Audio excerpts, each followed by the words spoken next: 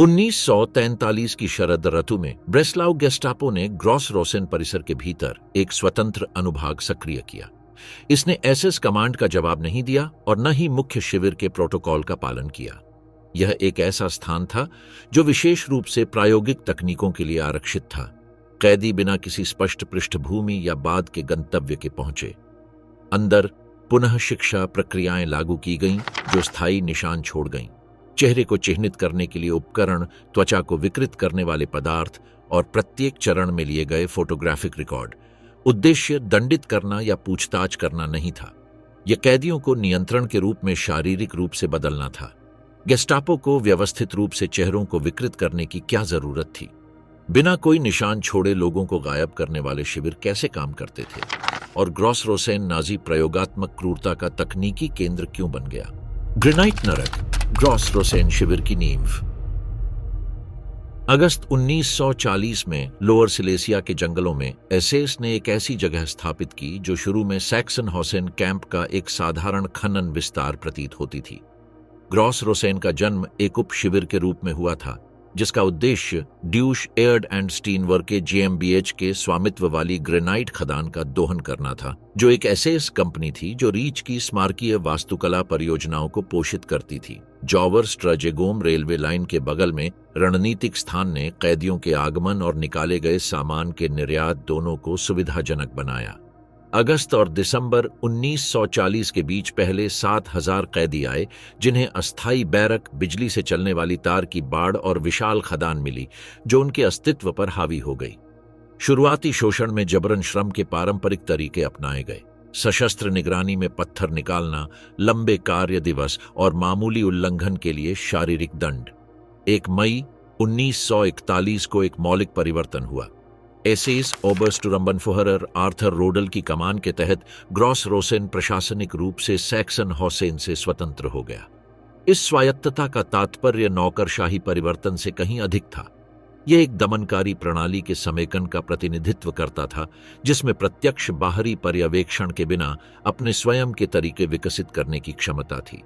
रोडल ने पहले संगठनात्मक नवाचारों को लागू किया जो ग्रॉस रोसेन को अन्य शिविरों से अलग करेगा। उन्होंने 6 विशेष परिचालन प्रभाग स्थापित किए। विस्तृत पंजीकरण प्रोटोकॉल के साथ सामान्य प्रशासन, व्यक्तिगत कोटा प्रणालियों के साथ खनन शोषण, उपचार के बजाय चयन कार्यों के साथ स्वास्थ्य सेवा, निगरानी प्रणालियों पर केंद्रित बुनियादी ढांचा, नियंत्रण तकनीकों में विशिष्ट प्रशिक्षण के साथ सुरक्षा और उप शिविर प्रबंधन जो परिसर की सबसे विशिष्ट विशेषता होगी।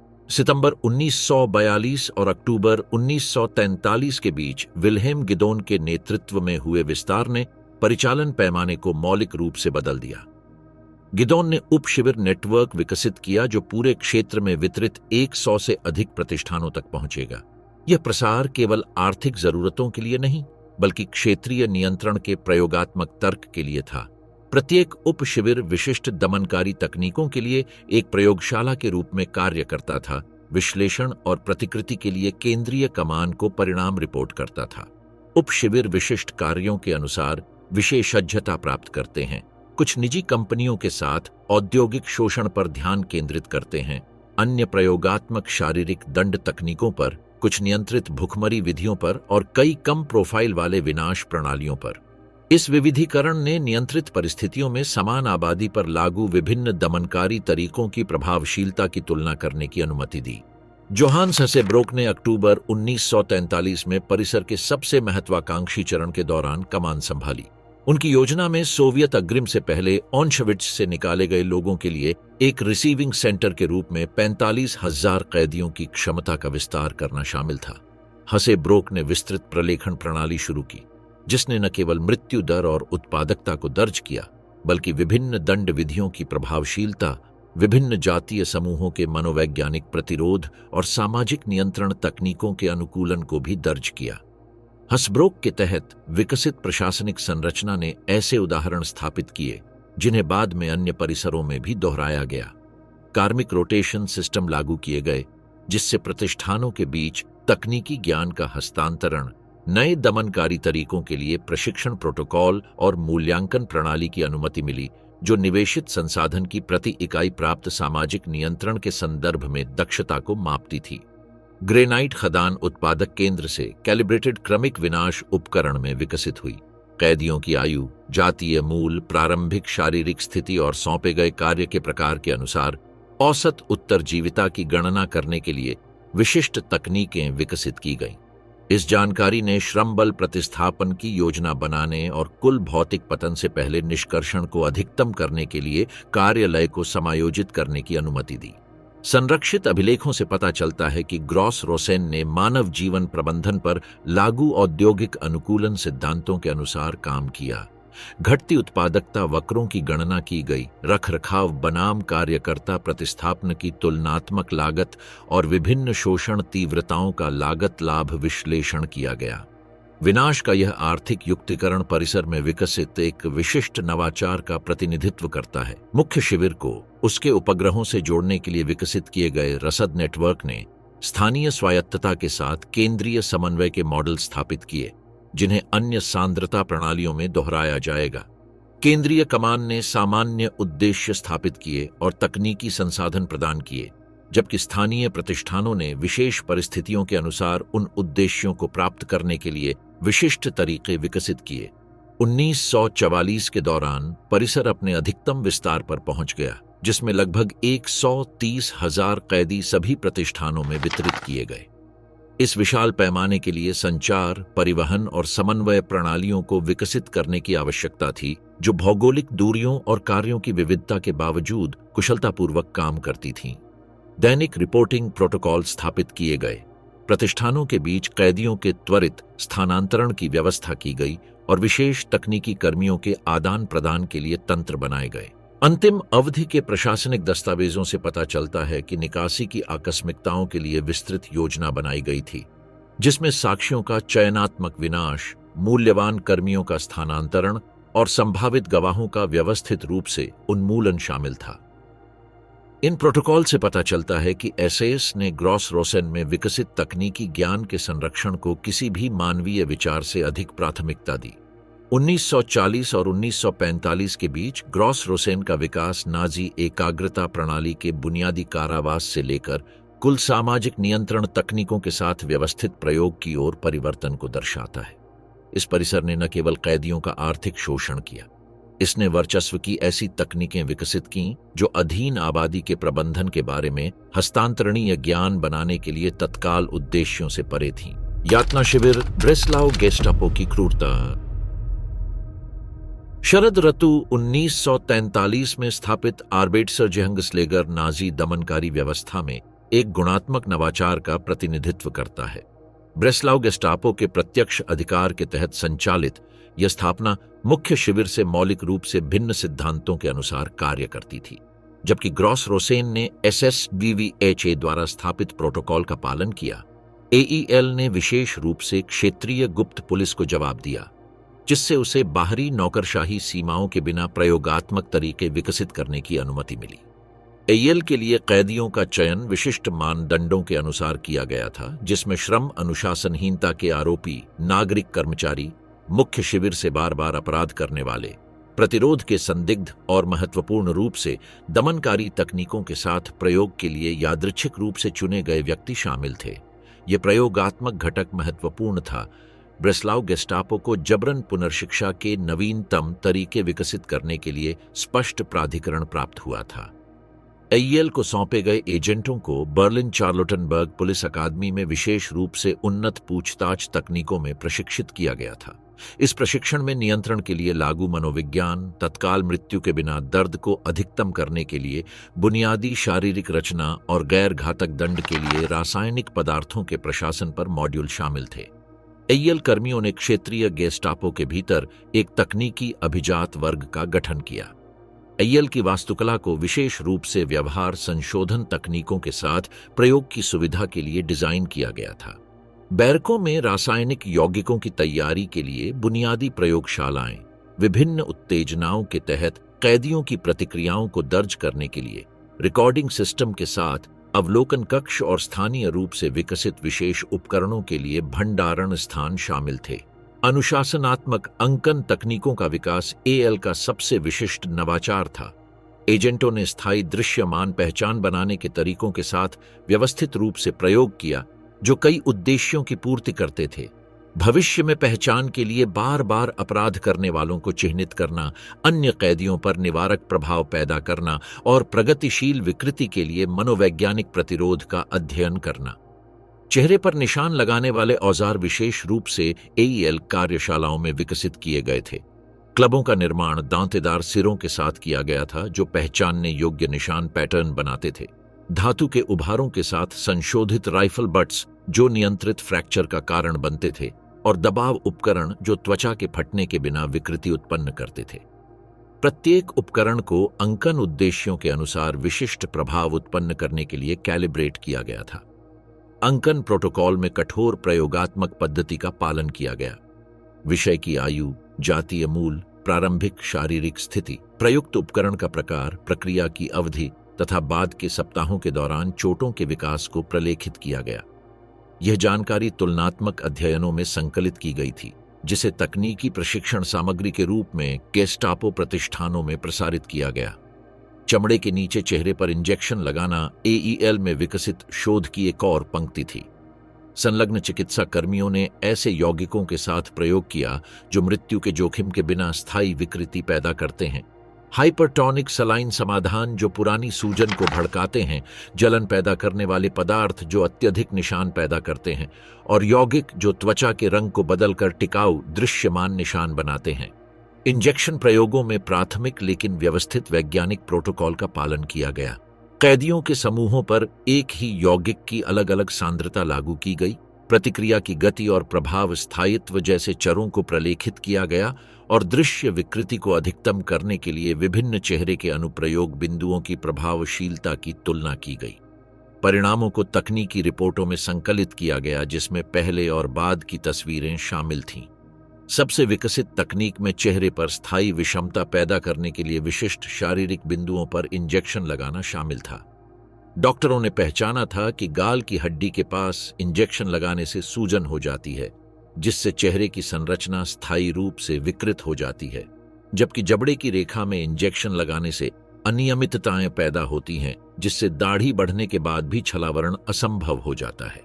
एईएल ने क्रमिक संशोधन तकनीक भी विकसित की, जो हफ्तों की अवधि में प्रगतिशील विकृति को लागू करती है। कैदियों को नियमित रूप से चिह्नित सत्रों के अधीन किया गया, जिससे धीरे धीरे विकृति बढ़ गई, जिससे प्रगतिशील शारीरिक परिवर्तन के लिए मनोवैज्ञानिक प्रतिरोध का अध्ययन संभव हो गया।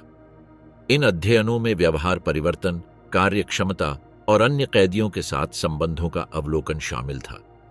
फोटोग्राफिक दस्तावेजीकरण प्रयोगात्मक प्रणाली का एक अभिन्न अंग था। प्रवेश से पहले, प्रत्येक अंकन सत्र के बाद और स्थानांतरण या मृत्यु के समय प्रत्येक कैदी की तस्वीर ली गई थी। इन तस्वीरों को अलग अलग फाइलों में व्यवस्थित किया गया था, जिसमें चिकित्सा डेटा, मनोवैज्ञानिक विकास और विभिन्न लागू तकनीकों की प्रभावशीलता शामिल थी। फोटोग्राफिक अभिलेखागार गेस्टापो कर्मियों के बीच शैक्षिक सामग्री के रूप में प्रसारित किए गए। एईएल में विकसित मनोवैज्ञानिक प्रतिरोध अध्ययनों ने पता लगाया कि चेहरे की विकृति ने व्यक्तिगत पहचान और सामाजिक संबंधों को कैसे प्रभावित किया। कैदियों के मामले जो चयनात्मक गूंगापन विकसित करते हैं, अपनी उपस्थिति के बारे में शर्म के कारण खाने से इनकार करते हैं और सत्रों को चिह्नित करने के बाद आत्मविनाशकारी व्यवहार करते हैं, उन्हें प्रलेखित किया गया था। इस जानकारी का उपयोग अन्य संदर्भों में लागू मनोवैज्ञानिक नियंत्रण तकनीकों को विकसित करने के लिए किया गया था। एईएल ने रीच के अन्य क्षेत्रों में इसी तरह के प्रतिष्ठानों के साथ आदान प्रदान प्रोटोकॉल स्थापित किए। तकनीकी कर्मियों को ज्ञान संचारित करने के लिए अस्थायी रूप से स्थानांतरित किया गया। विभिन्न तरीकों की प्रभावशीलता पर रिपोर्टों का आदान प्रदान किया गया और परिणाम की स्थिरता को सत्यापित करने के लिए विभिन्न आबादी पर समान तकनीकों को लागू करके तुलनात्मक प्रयोगों का समन्वय किया गया। एईएल में विकसित विधियां स्थानीय अनुप्रयोगों से आगे बढ़कर नाजी व्यवस्था में इस्तेमाल की जाने वाली दमनकारी तकनीकों को प्रभावित करने लगी। विकसित रासायनिक यौगिकों को अन्य गेस्टापो प्रतिष्ठानों में वितरित किया गया। अन्य शिविरों की कार्यशालाओं में अंकन उपकरणों का पुनरुत्पादन किया गया और दमनकारी कर्मियों के लिए प्रशिक्षण पुस्तिकाओं में अनुप्रयोग प्रोटोकॉल शामिल किए गए। एईएल का सूचनात्मक बंद होना पूर्ण था। कैदियों का कोई बाहरी संपर्क नहीं था। उनके नाम आधिकारिक अभिलेखों से हटा दिए गए थे और उनके ठिकाने के बारे में कोई भी दस्तावेज परिवार के सदस्यों के पास उपलब्ध नहीं था। इस प्रशासनिक अदृश्यता ने बाहरी पर्यवेक्षण या बाद की कानूनी जिम्मेदारी के जोखिम के बिना प्रयोग करने की अनुमति दी, जिससे एयल पूरी तरह से स्वायत्त दमनकारी तकनीकों की प्रयोगशाला में परिवर्तित हो गया। ब्लॉक 19 नियंत्रित पागलपन का मूल। ब्लॉक 19 मुख्य शिविर और आर्बिटसरजेहुंगस्लेगर दोनों से अलग संस्थागत तर्क के अनुसार काम करता था। जबकि एयल ने शारीरिक संशोधन तकनीकों के साथ प्रयोग किया, ब्लॉक 19 ने दंड के आवेदन के माध्यम से व्यवस्थित मनोवैज्ञानिक विनाश में विशेषज्ञता हासिल की, जिसने तत्काल मृत्यु का कारण बने बिना मानसिक प्रतिरोध क्षमता को नष्ट कर दिया। ब्लॉक 19 की वास्तुकला इसके विशिष्ट कार्य को दर्शाती है। इमारत का निर्माण दोहरी मोटी दीवारों के साथ किया गया था, जो ध्वनि संचरण को रोकती थी। नियंत्रित कृत्रिम प्रकाश व्यवस्था जो नींद के चक्रों में हेरफेर की अनुमति देती थी, और समायोज्य वेंटिलेशन जो सजा उद्देश्यों के अनुसार विशिष्ट वायुमंडलीय स्थितियों को बनाना संभव बनाता था। ब्लॉक 19 में नियुक्त कैदियों ने प्रगतिशील पहचान निरस्तीकरण की एक प्रणाली में प्रवेश किया, जिसे विशेष रूप से मनोवैज्ञानिक विघटन प्रक्रियाओं का अध्ययन करने के लिए डिजाइन किया गया था। उचित नामों के सभी संदर्भों को समाप्त कर दिया गया।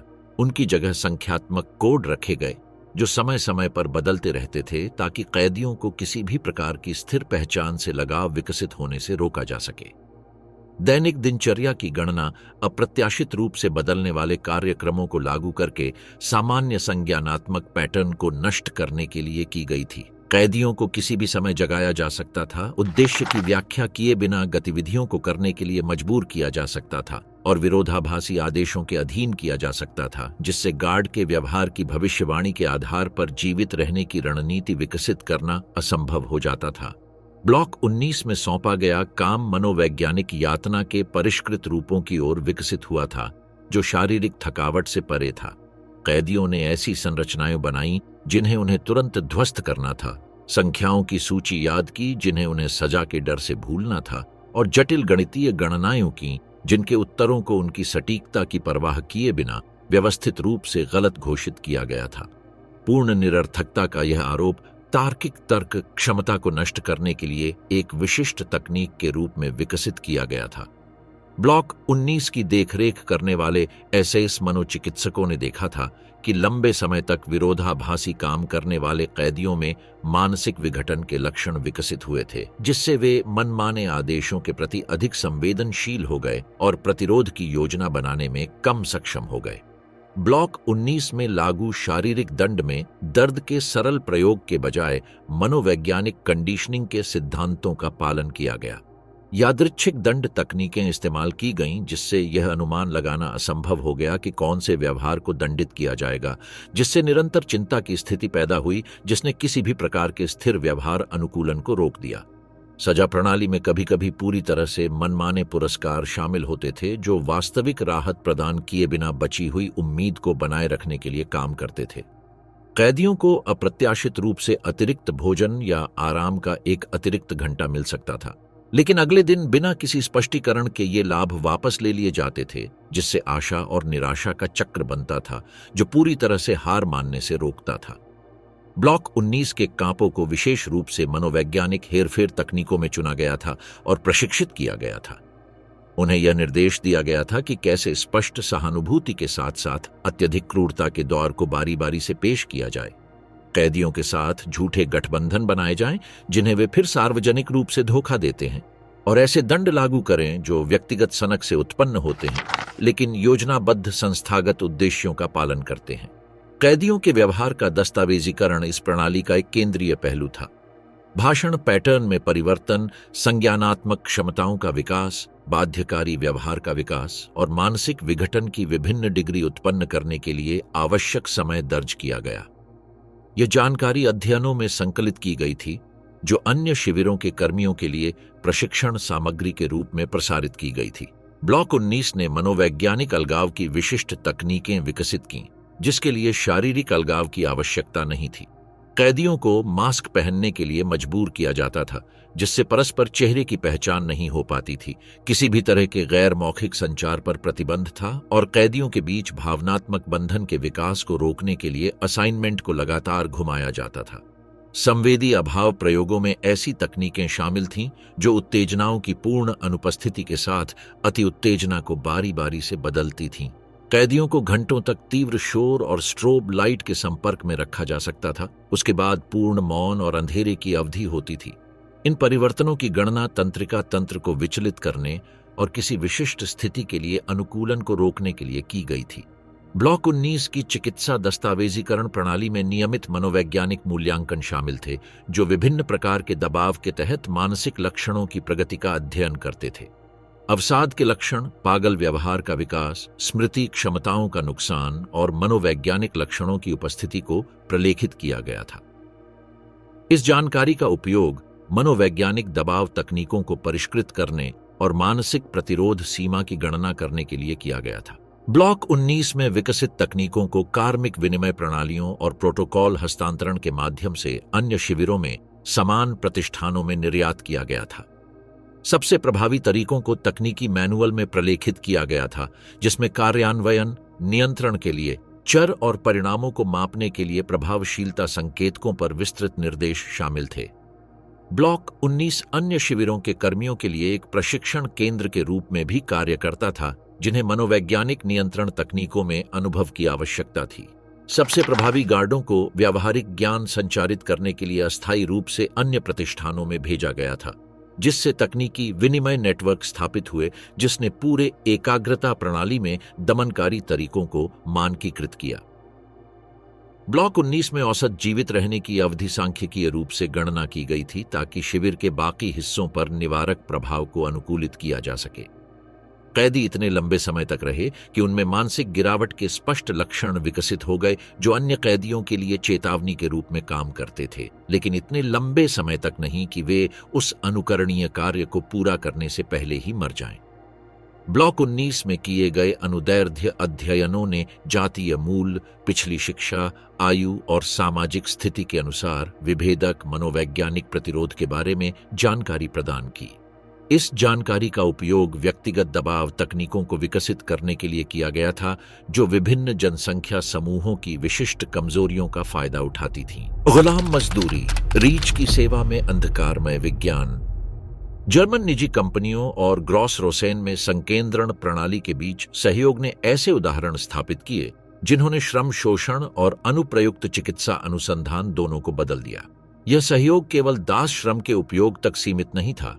इसमें उत्पादक अनुकूलन तकनीकों का संयुक्त विकास, मानव प्रतिरोध की सीमाओं पर प्रयोग और विभिन्न श्रम नियंत्रण विधियों की तुलनात्मक दक्षता पर अध्ययन शामिल थे। सीमेंस और हेल्स्के ने ग्रॉस रोसेन में एक अनुप्रयुक्त अनुसंधान केंद्र की स्थापना की, जिसने युद्ध उत्पादन को अत्यधिक दबाव के तहत श्रमिक प्रबंधन पर प्रयोग के साथ जोड़ा। कंपनी के इंजीनियरों ने विशेष रूप से उत्पादक प्रक्रियाओं को डिजाइन किया जो शिविर की अनूठी स्थितियों का लाभ उठाते थे। अधिकारों के बिना श्रमिकों की उपलब्धता, गलतियों के लिए तत्काल शारीरिक दंड लागू करने की संभावना और उन अनुसूचियों के साथ प्रयोग करने की क्षमता जो सामान्य श्रम संदर्भों में अवैध होंगी। सीमेंस कार्यशालाएं चरम स्थितियों में औद्योगिक दक्षता प्रयोगशालाओं के रूप में काम करती थीं। उत्पादकता को अधिकतम करने के लिए नकारात्मक प्रोत्साहनों के विभिन्न संयोजनों का प्रयोग किया गया। त्रुटियों के लिए राशन में कमी, तकनीकी दोष की गंभीरता के अनुसार क्रमिक शारीरिक दंड और श्रमिक समूहों के बीच जबरदस्ती प्रतिस्पर्धा प्रणाली, जिसमें व्यक्तिगत कम प्रदर्शन के लिए सामूहिक दंड शामिल थे। सीमेंस के तकनीकी दस्तावेजों में शारीरिक और मनोवैज्ञानिक दबाव के विभिन्न स्तरों के अधीन श्रमिकों में उत्पादकता वक्रों में कमी पर विस्तृत अध्ययन शामिल थे। इन अध्ययनों से पता चला कि इष्टतम दबाव सीमाएं मौजूद थीं जो तत्काल पतन को भड़काए बिना प्रदर्शन को अधिकतम करती थीं। यह जानकारी बाद में अन्य रीच औद्योगिक प्रतिष्ठानों में लागू की गई थी। इंजीनियरों ने दक्षता मापन प्रणालियां भी विकसित कीं, जो न केवल तात्कालिक उत्पादकता बल्कि कार्यकर्ता प्रतिस्थापन लागत, नए ऑपरेटरों के लिए प्रशिक्षण समय और मौजूदा श्रमिकों के रखरखाव बनाम नए कैदियों के अधिग्रहण के बीच आर्थिक तुलना पर विचार करती हैं। मानव जीवन का यह आर्थिक युक्तिकरण सांद्रता प्रणाली के साथ व्यापार सहयोग के एक विशिष्ट नवाचार का प्रतिनिधित्व करता है। ब्लॉपंक ने एक अलग मॉडल लागू किया जिसमें अत्यधिक दबाव में तकनीकी विशेषज्ञता पर जोर दिया गया। कंपनी ने पाया कि निरंतर खतरे के बीच कैदियों द्वारा कुछ प्रकार के सटीक कार्य प्रभावी ढंग से किए जा सकते हैं, बशर्ते न्यूनतम तकनीकी प्रशिक्षण के साथ साथ गलतियों के लिए तत्काल दंड दिया जाए। इस मॉडल ने प्रशिक्षण में निवेश को बलपूर्वक अनुशासन के साथ संतुलित किया। ब्लाउपंकट द्वारा विकसित प्रक्रियाओं में कार्यकर्ता रोटेशन सिस्टम शामिल थे, जो कैदियों को उत्पादों को नुकसान पहुंचाने के लिए पर्याप्त विशेषज्ञता विकसित करने से रोकते थे, लेकिन तकनीकी गुणवत्ता के बुनियादी स्तरों को बनाए रखने की अनुमति देते थे। विशिष्ट कार्यों के लिए इष्टतम असाइनमेंट अवधि की गणना की गई थी, जो संगठित प्रतिरोध के जोखिमों को कम करते हुए उपयोगी सीखने को अधिकतम करती थी। 1943 के पहले महीनों के दौरान ग्रॉस-रोसेन में जोसेफ मेंजेल की उपस्थिति औद्योगिक सहयोग की तीव्रता के साथ मेल खाती थी और चरम श्रम स्थितियों पर लागू चिकित्सा अध्ययनों के लिए अद्वितीय अवसर प्रदान करती थी। हालांकि मेंजेल ने ग्रॉस-रोसेन में वे प्रयोग विकसित नहीं किए जो बाद में उन्हें बदनाम कर देते, उनके काम में चिकित्सा मूल्यांकन शामिल थे, जिन्होंने दास श्रमिक चयन और प्रबंधन तकनीकों के विकास में महत्वपूर्ण योगदान दिया। मेंजेल ने शारीरिक मूल्यांकन प्रोटोकॉल विकसित किए, जिससे विभिन्न प्रकार के जबरन श्रम के तहत कैदियों की सहनशीलता का अनुमान लगाया जा सकता था। उनके अध्ययनों में फेफड़ों की क्षमता माप, हृदय संबंधी प्रतिरोध, मांसपेशियों का द्रव्यमान और बुनियादी मनोवैज्ञानिक मूल्यांकन शामिल थे, ताकि श्रम असाइनमेंट निर्धारित किया जा सके जो कुल शारीरिक पतन से पहले उत्पादकता को अधिकतम करेगा। मेंजेल द्वारा विकसित चिकित्सा मानदंडों में विशिष्ट कार्य स्थितियों के तहत जीवित रहने की प्रत्याशा के अनुसार कैदियों का वर्गीकरण शामिल था। इस जानकारी का उपयोग कंपनियों द्वारा श्रम बल प्रतिस्थापन दरों पर विचार करते हुए उत्पादन की योजना बनाने के लिए किया गया था, जिससे व्यावसायिक उद्देश्यों और कैदी जनसंख्या प्रबंधन के बीच समन्वय की अनुमति मिली। चिकित्सा मूल्यांकन में बाद की श्रम क्षमता पर विभिन्न प्रकार के शारीरिक दंड के प्रभावों पर अध्ययन भी शामिल थे। मेंजेल ने दस्तावेज किया कि हिंसा के विभिन्न रूपों ने उत्पादकता को कैसे प्रभावित किया, दंड के प्रकारों का निर्धारण किया जो कार्य क्षमता को महत्वपूर्ण रूप से कम किए बिना निवारक प्रभाव को अधिकतम करते हैं। अनुशासनात्मक प्रणालियों को अनुकूलित करने के लिए यह जानकारी औद्योगिक पर्यवेक्षकों के साथ साझा की गई थी। रीस परियोजना चिकित्सा अनुसंधान, औद्योगिक इंजीनियरिंग और दास श्रम शोषण के बीच सहयोग की परिणति का प्रतिनिधित्व करती है। इस भूमिगत परिसर के लिए कई कंपनियों के बीच समन्वय उच्च मृत्यु दर को प्रबंधित करने के लिए, निरंतर चिकित्सा पर्यवेक्षण और चरम स्थितियों में काम करने के लिए विशिष्ट तकनीकों के विकास की आवश्यकता थी, जो श्रम शोषण के किसी भी पिछले मानक से अधिक थी। रीस परियोजना के लिए जिम्मेदार टॉड संगठन ने प्रबंधन प्रणाली लागू की, जिसमें स्पष्ट रूप से श्रमिकों को गणना की गई घिसाव दरों के साथ उपभोग्य संसाधनों के रूप में माना गया। एक्चुरियल अध्ययन विकसित किए गए, जिन्होंने विभिन्न भूमिगत कार्य स्थितियों के तहत कैदियों के औसत उपयोगी जीवन की गणना की, जिससे रसद योजना बनाने की अनुमति मिली, जिसमें प्रतिस्थापन की निरंतर आपूर्ति शामिल थी। रीस परियोजना में किए गए चिकित्सा अध्ययनों में भूमिगत वातावरण में मानव प्रतिरोध की सीमाओं पर प्रयोग शामिल थे। प्रतिरक्षा प्रणाली पर सूर्य के प्रकाश की कमी के प्रभाव, खनिज धूल के निरंतर संपर्क में फेफड़ों की क्षमता और बंद स्थानों में लंबे समय तक कारावास के लिए मनोवैज्ञानिक प्रतिरोध। इस जानकारी ने अन्य औद्योगिक संदर्भों में लागू श्रम शोषण तकनीकों के विकास में योगदान दिया। रीस परियोजना के तकनीकी दस्तावेजों में जबरन श्रम अनुकूलन पर गणनाएं शामिल थीं, जिसमें पर्यावरण के तापमान, आर्द्रता, जहरीली गैसों के संपर्क और घातक दुर्घटनाओं की संभावना जैसे चरों पर विचार किया गया था। इन अध्ययनों ने अत्यधिक श्रम शोषण के लिए तकनीकी मापदंड स्थापित किए, जिन्हें बाद में अन्य रीच औद्योगिक परियोजनाओं में लागू किया गया। भाग लेने वाली कंपनियों ने निकासी तकनीक भी विकसित की, जिसमें श्रमिकों के जीवन की तुलना में मशीनरी और तकनीकी ज्ञान के संरक्षण को प्राथमिकता दी गई। प्रोटोकॉल में एकाग्रता प्रणाली के साथ सहयोग के बारे में सबूतों का चयनात्मक विनाश, मूल्यवान तकनीकी कर्मियों का स्थानांतरण और दास श्रमिकों के बीच संभावित गवाहों को खत्म करना शामिल था। ग्रॉस-रोसेन में व्यावसायिक सहयोग ने निजी क्षेत्र और दमनकारी तंत्र के बीच सहयोग मॉडल स्थापित किए, जिन्हें अन्य प्रतिष्ठानों में भी दोहराया गया। दास श्रम प्रबंधन दबाव के तहत उत्पादकता अनुकूलन और वाणिज्यिक उद्देश्यों और विनाश नीतियों के बीच समन्वय के लिए विकसित तकनीकों ने बाद में कब्जे वाले क्षेत्र में लागू की गई समान प्रणालियों के लिए मिसालें प्रदान की। दास श्रम की परिस्थितियों में औद्योगिक दक्षता पर किए गए अध्ययनों से तकनीकी जानकारी प्राप्त हुई जो संकेंद्रण प्रणाली के विशिष्ट संदर्भ से परे थी। भाग लेने वाली कंपनियों ने युद्ध के बाद की अवधि के दौरान अन्य श्रम संदर्भों में अत्यधिक दबाव के तहत श्रमिक प्रबंधन के बारे में प्राप्त ज्ञान को लागू किया। पारंपरिक उद्योगों में श्रम नियंत्रण प्रणालियों के लिए मूल रूप से कैदी शोषण के लिए विकसित तकनीकों को अपनाया। ग्रॉस-रोसेन श्मशान, मौत का अदृश्य कारखाना। ग्रॉस-रोसेन में विकसित विनाश प्रणाली नाजी तंत्र के भीतर एक विशिष्ट नवाचार का प्रतिनिधित्व करती है। एक कम प्रोफाइल वाला हत्या मॉडल जो प्रच्छन्न चिकित्सा तकनीकों, विवेकपूर्ण चयनात्मक उन्मूलन और साक्ष्य विनाश विधियों के माध्यम से संचालित होता है, जो घातक संचालन के अस्तित्व को व्यवस्थित रूप से नकारने की अनुमति देता है। इस संकर प्रणाली ने परिचालन दक्षता को प्रशंसनीय इनकार के साथ जोड़ा, विनाश तकनीकों के लिए मिसाल कायम की जिन्हें ऐसे संदर्भों में लागू किया जा सकता था जहां खुले तौर पर सामूहिक हत्या राजनीतिक रूप से व्यवहार्य नहीं थी। शरद ऋतु 1942 के दौरान श्मशान का निर्माण स्थायी उन्मूलन क्षमताओं के संस्थागतकरण को चिह्नित करता है, जो शिविर की प्राकृतिक मृत्यु दर प्रबंधन आवश्यकताओं को पार करता है। इमारत को विशेष रूप से अलग अलग काम करने के लिए डिजाइन किया गया था। चिमनी की ऊंचाई को दूर से दिखाई देने वाले स्तंभों के बिना धुएं को फैलाने के लिए गणना की गई थी। वेंटिलेशन सिस्टम जो परिधि के बाहर पता लगाने योग्य गंध को कम करता था और स्थान जो कैदी कार्य क्षेत्रों से सीधे अवलोकन को रोकता था। स्थापित टॉप ऑफ डीएक ओवन को ऊर्जा दक्षता के बजाय साक्ष्य उन्मूलन को अनुकूलित करने के लिए मानक विनिर्देशों से संशोधित किया गया था। संशोधनों में बढ़े हुए दहन कक्ष शामिल थे जो शवों के साथ साथ व्यक्तिगत वस्तुओं को जलाने की अनुमति देते थे। फीडिंग सिस्टम जो कई शवों को तेजी से पेश करने में सक्षम था, और तापमान नियंत्रण तंत्र जो हड्डियों के अवशेषों के पूर्ण विनाश की गारंटी देता था। श्मशान घाट के संचालन में प्रशासनिक प्रबंधन के लिए सटीक आंतरिक रिकॉर्ड बनाए रखते हुए साक्ष्य उन्मूलन को अधिकतम करने के लिए विकसित किए गए विशिष्ट प्रोटोकॉल का पालन किया गया। प्रत्येक भस्मीकरण को संख्यात्मक कोड के साथ प्रलेखित किया गया था, जिसमें व्यक्तिगत पहचान शामिल नहीं थी, लेकिन रसद नियोजन के लिए सांख्यिकीय ट्रैकिंग की अनुमति थी। इस प्रणाली ने दस्तावेजी साक्ष्य बनाए बिना परिचालन संबंधी जानकारी प्रदान की, जिसका बाद में व्यवस्थित हत्याओं के सबूत के रूप में उपयोग किया जा सकता था।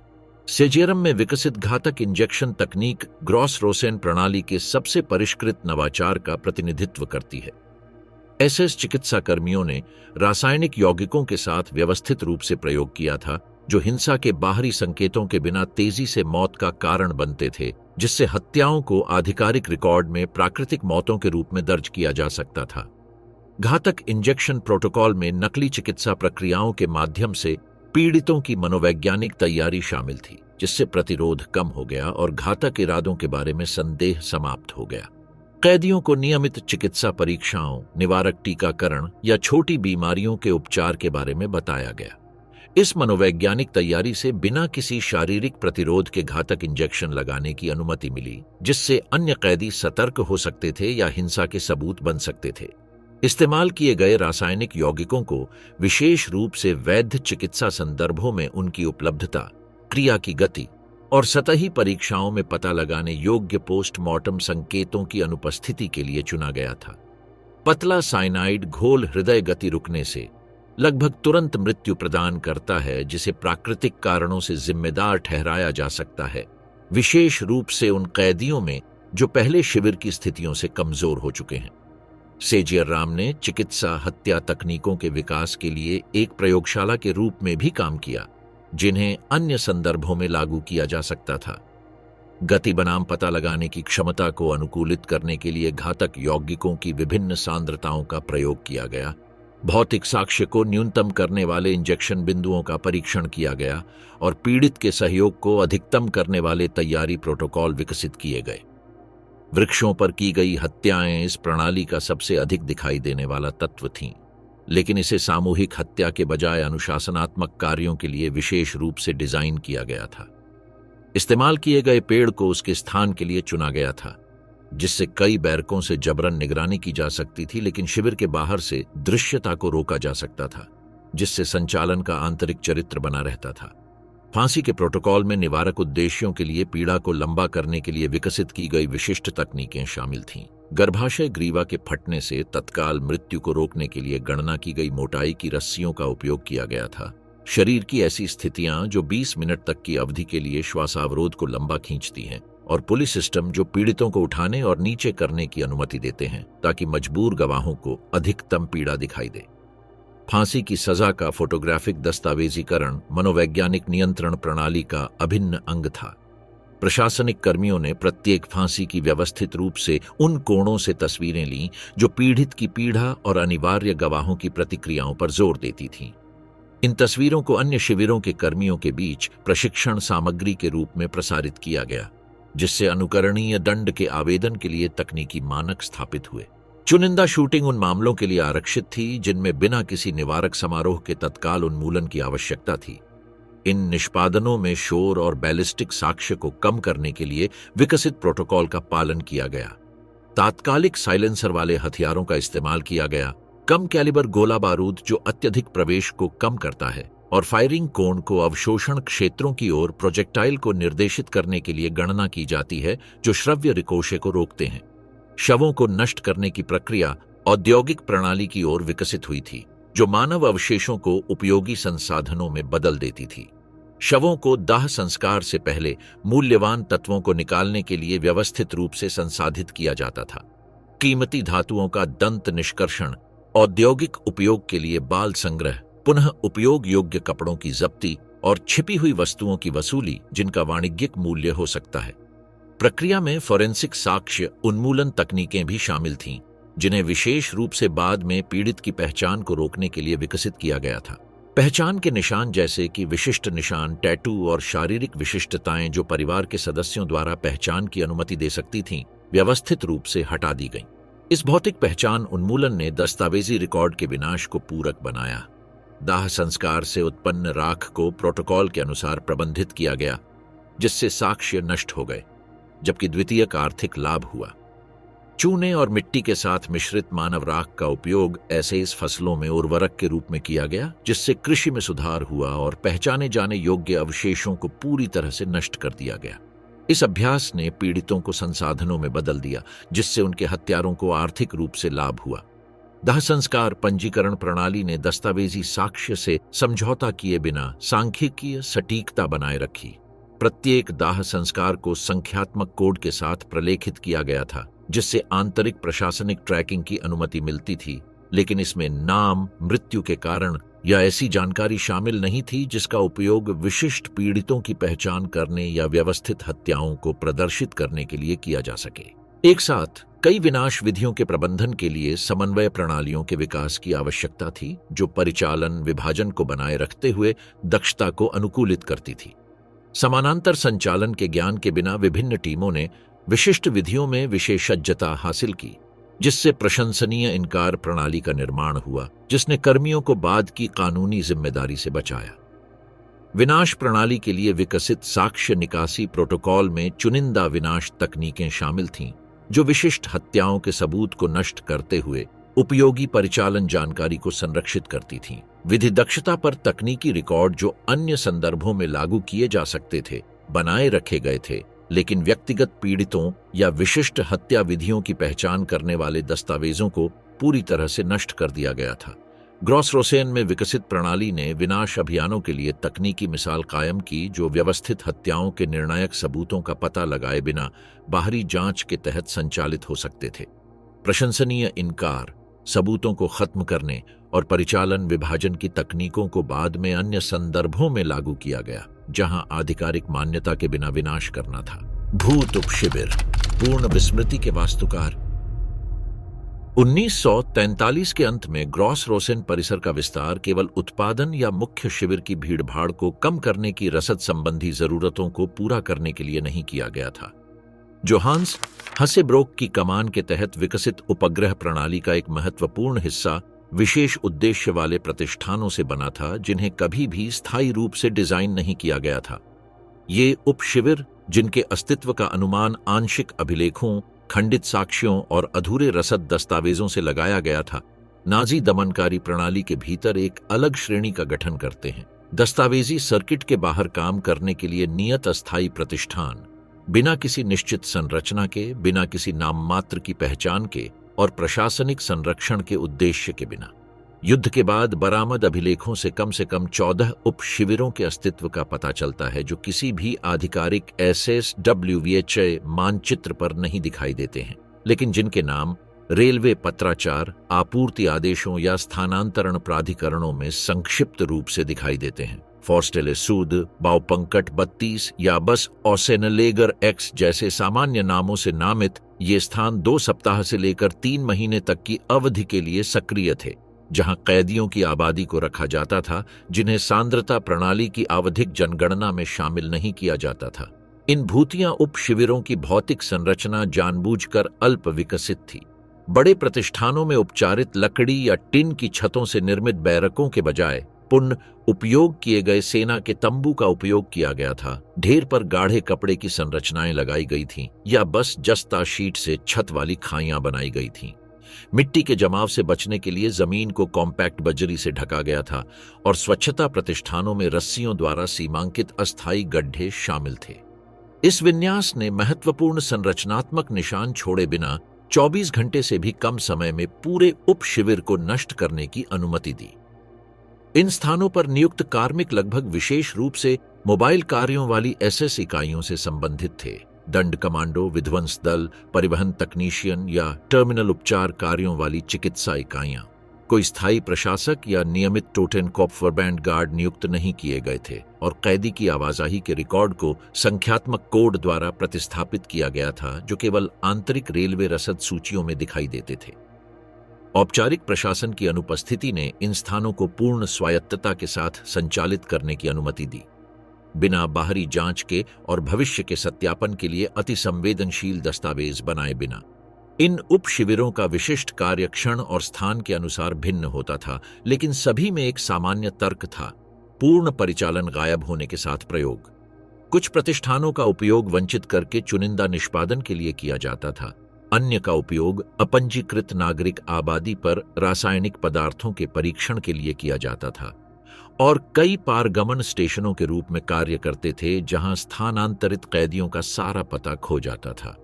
सभी मामलों में परिचालन सिद्धांत एक ही था: नियंत्रित विलोपन का एक स्थान बनाना जहां दमन को न केवल निष्पादित किया जाता था बल्कि संरचनात्मक रूप से इसके डिजाइन से छिपाया जाता था। आंशिक रूप से प्रलेखित कुछ उदाहरणों में से एक ओसेनलेगर ब्रीग 2 से मेल खाता है, जिसका उल्लेख SS एंटरस्टुरम फुहरर हंस विल्फर द्वारा हॉप्टैम ऑनर्ड नंगस पोलिजी को लिखे गए एक आंतरिक पत्र में किया गया है। संदेश में क्लास 2 मानव कार्गो को बिना किसी निश्चित नाम के एक अस्थायी स्थापना की ओर ले जाने के लिए प्राधिकरण का अनुरोध किया गया है, जिसमें नए आदेश तक आगमन या प्रस्थान को पंजीकृत न करने के निर्देश दिए गए हैं। क्लास 2 मानव कार्गो अभिव्यक्ति अन्य दस्तावेजों में पंजीकरण के बिना उन्मूलन के लिए नामित कैदियों के लिए व्यंजना के रूप में दिखाई देती है। उनमें से कई बच्चे, बुजुर्ग या गर्भवती महिलाएं हैं जिन्हें कैदी संख्या निर्दिष्ट नहीं की गई है। ब्रीग 2 के बाद के कोई रिकॉर्ड मौजूद नहीं है। युद्ध के बाद सोवियत या पोलिश टीमों द्वारा इस स्थान का कभी पता नहीं लगाया गया। एक और प्रतीकात्मक मामला बावपंकट R12 का है, जिसका उल्लेख ड्यूश एयरडेंट स्टीनवर्के के आपूर्ति आदेश में किया गया है। यह स्थापना रीसे प्रोजेक्ट सुरंगों के पास 1 महीने तक संचालित हुई और सीमेंट, वायरिंग और मैनुअल विध्वंस उपकरणों की खेप प्राप्त हुई। इसके अलावा 300 कैदियों को मूल पंजीकरण के बिना स्थानांतरित किया गया। रेलवे की एक रिपोर्ट में उल्लेख किया गया है कि कोई भी कैदी मुख्य शिविरों में वापस नहीं लौटा। यह माना जाता है कि R12 ने प्रेरित पतन की स्थितियों के तहत निष्पादन बिंदु के रूप में कार्य किया। कैदियों के प्रवेश के बाद दीर्घाओं को डायनामाइट से सील कर दिया गया, जिससे मानव जीवन और अवशेषों की वसूली की किसी भी संभावना दोनों नष्ट हो गए। बिना किसी निशान के शारीरिक गायब होने की तकनीकों का परीक्षण करने के लिए मोबाइल उपशिविरों का उपयोग दमनकारी तंत्र के भीतर एक रणनीतिक विकास का जवाब देता है। 1944 से पूर्वी पोलैंड पर सोवियत अग्रिम और भविष्य में जर्मन आत्मसमर्पण की बढ़ती संभावना के साथ SS ने सामूहिक अपराधों के फोरेंसिक निशानों को कम करने के लिए तरीके विकसित किए। ग्रॉस रोसेन अपनी विकेंद्रीकृत संरचना और स्वायत्त उप शिविरों के अपने नेटवर्क के कारण इन परीक्षणों के लिए आदर्श परिदृश्य की पेशकश करता है। इस प्रकार नामहीन शिविर विस्मृति की प्रयोगशालाएं बन गए, ऐसे स्थान जहां हत्या घटना नहीं रह गई और अभिलेख के बिना प्रक्रिया बन गई। इन स्थानों पर काम करने वाले कर्मियों को गवाहों के बिना उन्मूलन अभियानों में उनके अनुभव के आधार पर चुना गया था। कई लोग इच्छा मृत्यु केंद्रों के बंद होने के बाद विघटित T4 इकाइयों से आए थे या मोबाइल सामूहिक कब्रों में अनुभव वाले इक्सज ग्रुपेन कमांडो से।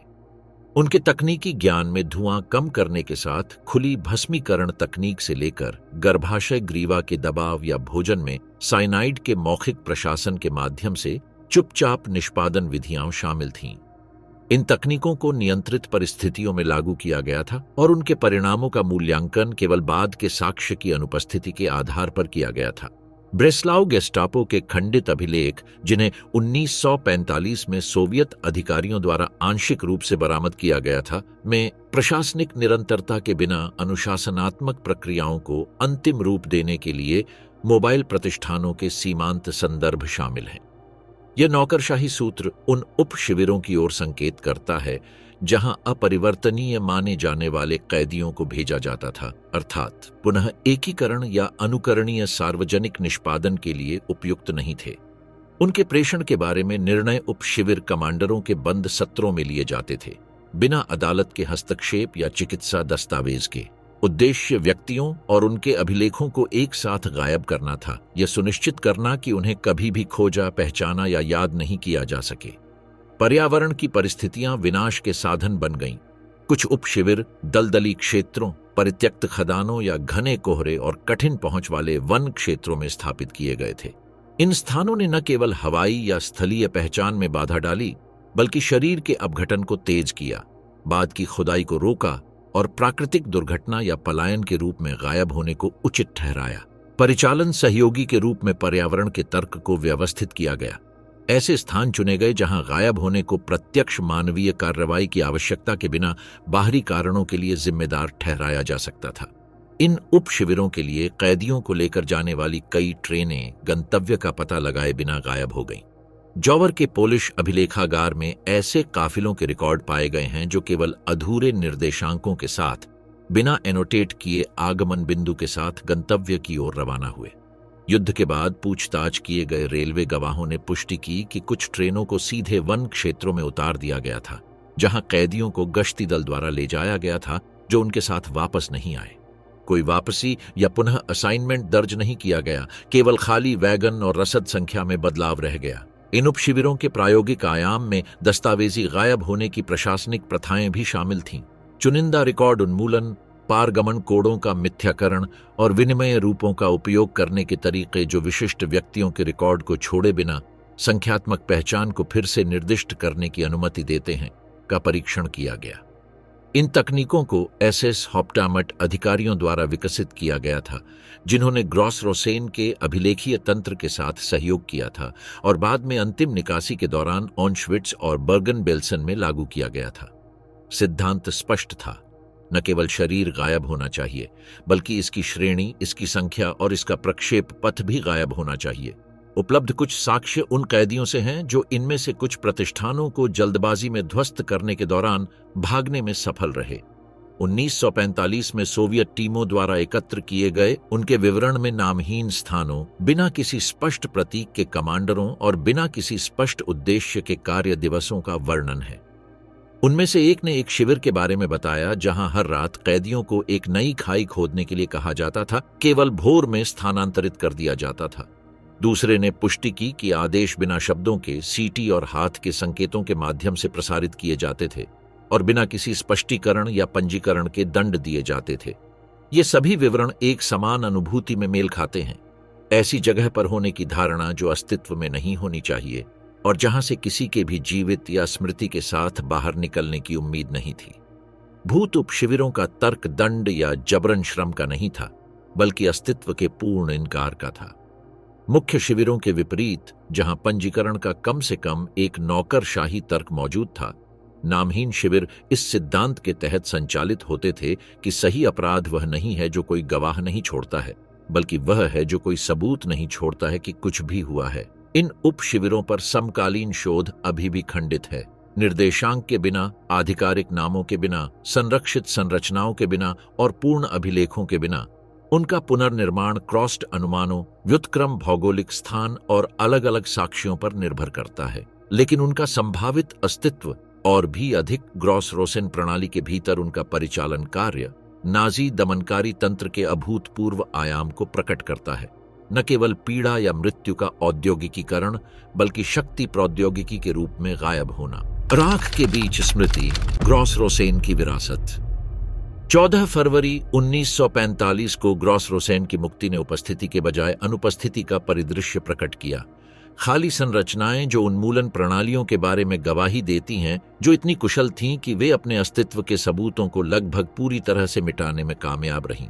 रेड आर्मी द्वारा पाए गए 150 बचे हुए लोग 39,000 से अधिक कैदियों का एक छोटा सा हिस्सा थे, जिन्होंने अपने अंतिम परिचालन महीनों के दौरान परिसर को आबाद किया था। 8 फरवरी को शुरू किए गए निकासी मार्च ने विनाश प्रणाली के अंतिम चरण के रूप में कार्य किया था, जिसे विशेष रूप से सामूहिक हत्याओं के दस्तावेजी सबूत बनाए बिना संभावित गवाहों को खत्म करने के लिए डिजाइन किया गया था।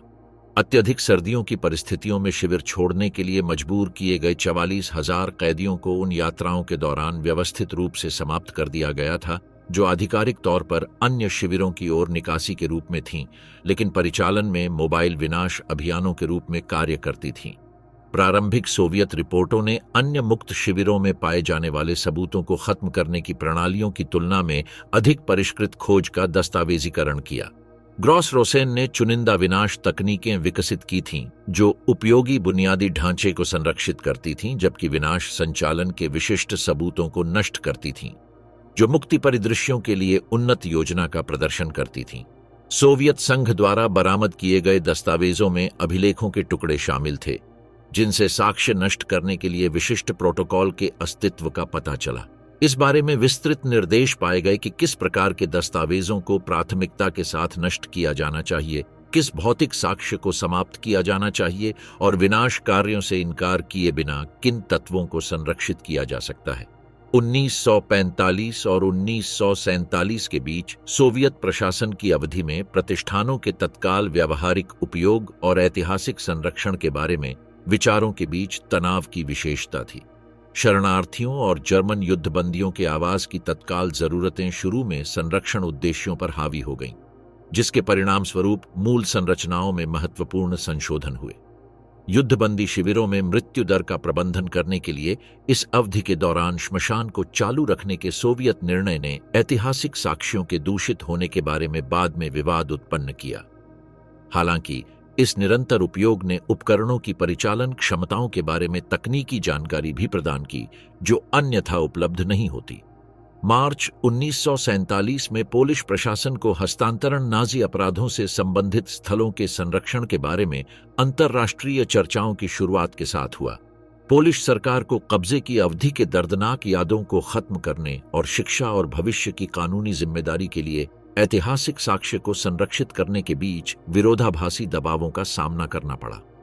1948 में हसेब्रोक, एस्चनर और ड्रेजिडोस्कस के खिलाफ हुए मुकदमों ने प्रयोगात्मक दमनकारी तकनीकों के विकास की जिम्मेदारी के बारे में महत्वपूर्ण कानूनी मिसाल कायम की। सोवियत न्यायाधिकरण ने विशेष रूप से ग्रॉस रोसेन में विकसित तकनीकी नवाचारों पर ध्यान केंद्रित किया, जिसमें चेहरे की विकृति के तरीके, चिकित्सा उन्मूलन तकनीक और साक्ष्य उन्मूलन प्रणाली शामिल थीं, जो नाजी दमनकारी तंत्र में विशिष्ट योगदान देती थीं।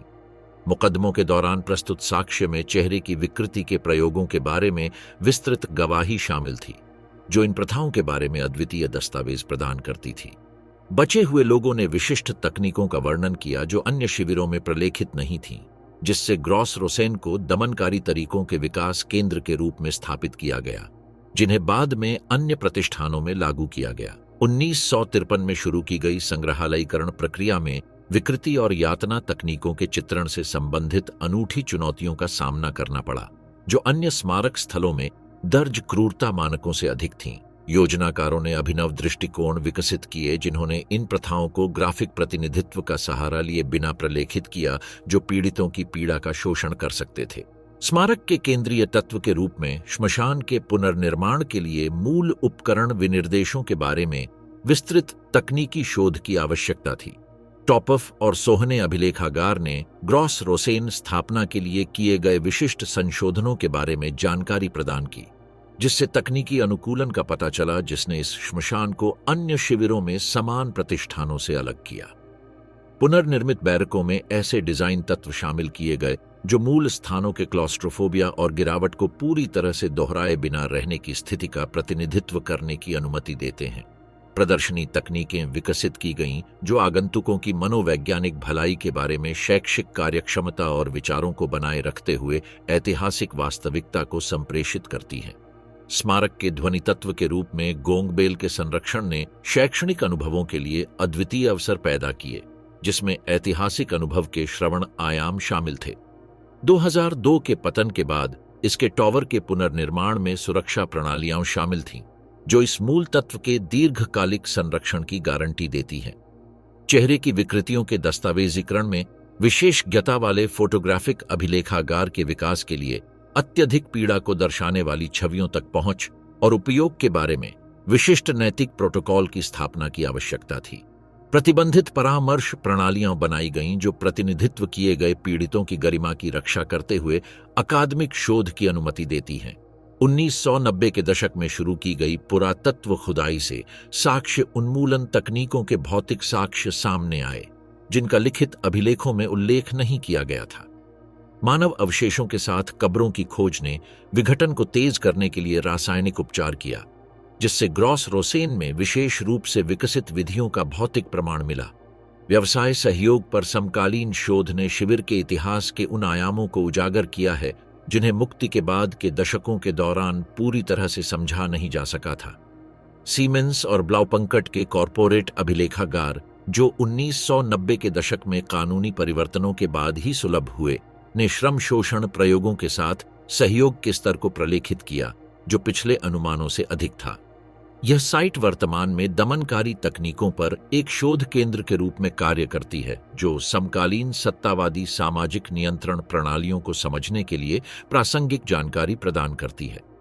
ग्रॉस रोसेन में विकसित मनोवैज्ञानिक हेरफेर नियंत्रण उपकरण के रूप में विकृति और साक्ष्य उन्मूलन के तरीके दमन तंत्र पर ऐसे दृष्टिकोण प्रदान करते हैं जो विशिष्ट ऐतिहासिक संदर्भों से परे हैं। समकालीन संग्रहालय प्रतिनिधित्व में डिजिटल तकनीकें शामिल हैं, जो दर्दनाक ग्राफिक सामग्री के प्रत्यक्ष प्रदर्शन के बिना संवेदनशील ऐतिहासिक दस्तावेज की प्रस्तुति की अनुमति देती है। क्रमिक पहुंच प्रणालियां विकसित की गई हैं जो शोधकर्ताओं को विस्तृत जानकारी प्रदान करती हैं, जबकि सामान्य दर्शकों के लिए उपयुक्त शैक्षिक अनुभव प्रदान करती हैं। ग्रॉस रोसेन स्मारक चरम अत्याचारों के चित्रण में नैतिक सीमाओं की खोज के लिए एक अनूठी प्रयोगशाला है। चेहरे के विकृतीकरण और यातना प्रयोगों को दस्तावेज करने के लिए विकसित तकनीकों ने अन्य स्मारक स्थलों के लिए मानक स्थापित किए हैं, जो ऐतिहासिक संरक्षण बनाम पीड़ित सम्मान की सुरक्षा की समान चुनौतियों का सामना करते हैं। 1953 से इस साइट का विकास होलोकॉस्ट ऐतिहासिक स्मृति दृष्टिकोणों में व्यापक परिवर्तनों को दर्शाता है, लेकिन व्यवस्थित क्रूरता के अनुप्रयोग में तकनीकी नवाचारों के साक्ष्य के संरक्षण पर विशिष्ट दृष्टिकोण भी प्रदान करता है। ग्रॉस रोसेन नैतिक समझ की पारंपरिक श्रेणियों से परे पीड़ा प्रणालियों के विकास के लिए मानव क्षमताओं के बारे में गवाही के रूप में बने हुए हैं।